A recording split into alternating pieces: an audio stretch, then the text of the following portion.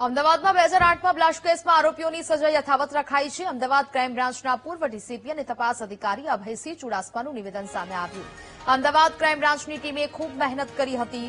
આખું ડિટેક્શન એક નંબરને આધારે થયું હતું, જેમાં એક નંબરથી આખો કેસ ઉકેલવામાં આવ્યો હતો। કેસની તપાસ માટે કુલ 4 ટીમ બનાવવામાં આવી હોવાની વાત અભયસિંહ દ્વારા કરાઈ। આરોપીઓની શોધખોળ માટે આખા દેશમાં તપાસ ટીમ ફરી હતી। જ્યાં બોમ્બ બનાવવામાં આવ્યા ત્યાં પુરાવા પણ મળ્યા હતા। આતંકીઓએ કરેલા ટ્રેનિંગ કેમ્પના પુરાવા મેળવ્યા હતા। આ સમગ્ર ક્રાઇમ બ્રાન્ચનું જે તે વખતનું એકદમ અગત્યનું ગણાય એવું ઇન્વેસ્ટિગેશન હતું, પ્રતિષ્ઠાનો સવાલ હતો અને ક્રાઇમ બ્રાન્ચે ખૂબ જ મહેનત કરેલી। એના કારણે આ આખા કેસમાં અત્યારે આ પરિણામ આવેલું છે। સૌથી અગત્યનું આ કેસમાં એ છે કે ઇન્ટરસ્ટેટ, ઇન્ટર એજન્સી અને ગુજરાત સ્ટેટની અન્ય પોલીસોનું જે કોર્ડિનેશન છે, આવું કોર્ડિનેશન અત્યાર સુધીમાં દેશમાં બીજા કોઈ કેસમાં જોવા મળ્યું નથી।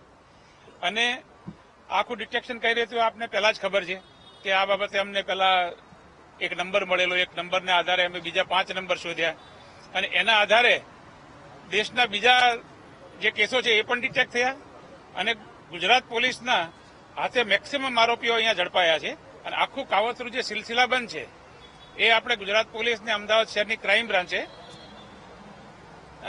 આખું સોલ્વ કર્યું છે।